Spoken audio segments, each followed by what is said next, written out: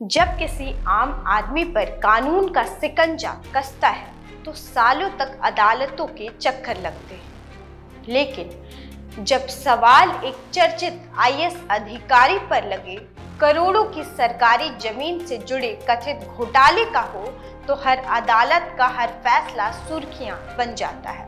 हजारीबाग के बहुचर्चित भूमि घोटाले में 1 साल से ज्यादा समय से जेल में बंद निलंबित आईएएस विनय कुमार चौबे को अब सुप्रीम कोर्ट से सशर्त जमानत मिल गई। राहत तो मिल गई है, लेकिन आरोप अब भी कायम है और जांच अभी खत्म नहीं हुई है। कैसे मिली जमानत, क्या हुआ, ये सब हम सब कुछ अभी जानेंगे।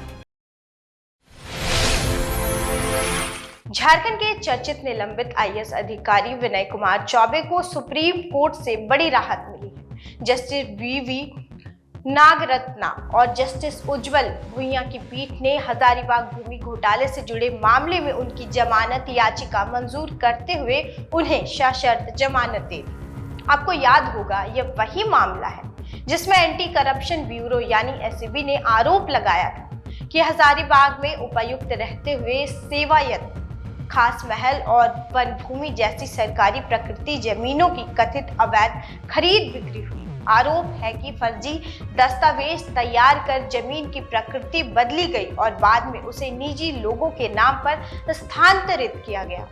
एसीबी ने इस मामले में कांड संख्या 11/2025 दर्ज किया था और 20 मई 2025 को विनय कुमार चौबे को गिरफ्तार किया गया था। गिरफ्तारी के बाद से वे लगातार न्यायिक हिरासत में थे। इससे पहले 28 अप्रैल को झारखंड हाई कोर्ट ने उनकी जमानत याचिका खारिज कर दी थी। इसके बाद उन्होंने सुप्रीम कोर्ट का रुख किया, जहां से अब उन्हें राहत मिली। सुनवाई के दौरान उनके वकीलों ने अदालत को बताया कि यह मामला वर्ष 2009-10 के कार्यकाल से जुड़ा है। वे लंबे समय से जेल में हैं और इसी मामले के अन्य सह आरोपियों को पहले ही जमानत मिल चुकी है। हालांकि सुप्रीम कोर्ट ने राहत के साथ कई सख्त शर्तें भी तय की है।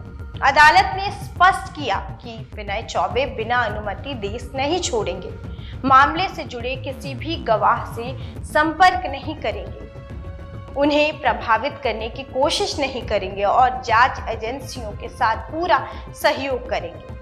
यानी अदालत ने राहत तो दी है, लेकिन जांच और मुकदमे की प्रक्रिया पर किसी तरह का असर ना पड़े, इसके लिए कड़ी शर्तें भी लगाई हैं। हजारीबाग के इस चर्चित भूमि घोटाले में एसीबी ने कुल 73 लोगों को नामजद आरोपी बनाया है।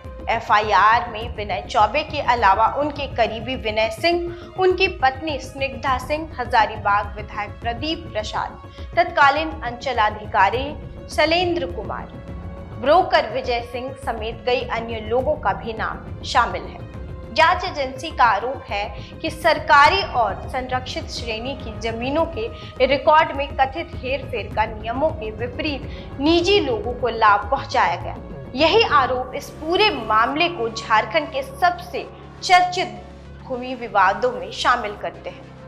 सुप्रीम कोर्ट से जमानत मिलने के बाद अब विनय चौबे की रिहाई का रास्ता लगभग साफ हो गया है। उनके खिलाफ दर्ज अन्य मामलों में उन्हें पहले ही स्थानीय अदालतों या तकनीकी आधार यानी डिफॉल्ट बेल पर राहत मिल चुकी है। अब केवल जमानत की औपचारिक कानूनी प्रक्रिया पूरी होने के बाद वे जेल से बाहर आ सकेंगे।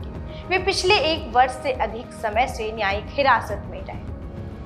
गौरतलब है कि विनय चौबे का नाम सिर्फ हजारीबाग भूमि घोटाले तक सीमित नहीं है। उनके खिलाफ झारखंड की बहुचर्चित उत्पाद नीति 2022 से जुड़े कथित शराब घोटाले, आय से अधिक संपत्ति और अन्य मामलों में भी जांच चल रही है। हालांकि उन मामलों में भी उन्हें पहले ही अदालतों से राहत मिल चुकी है। जमानत मिलना कानूनी राहत है, लेकिन मुकदमे का फैसला नहीं। आरोपों की सच्चाई अब अदालत में सबूतों की कसौटी पर परखी जाएगी। फिलहाल सुप्रीम कोर्ट के इस फैसले ने झारखंड के सबसे चर्चित प्रशासनिक मामलों में एक नया मोड़ जरूर ला दिया है, जिस पर अब पूरे राज्य की नजर बनी रहेगी।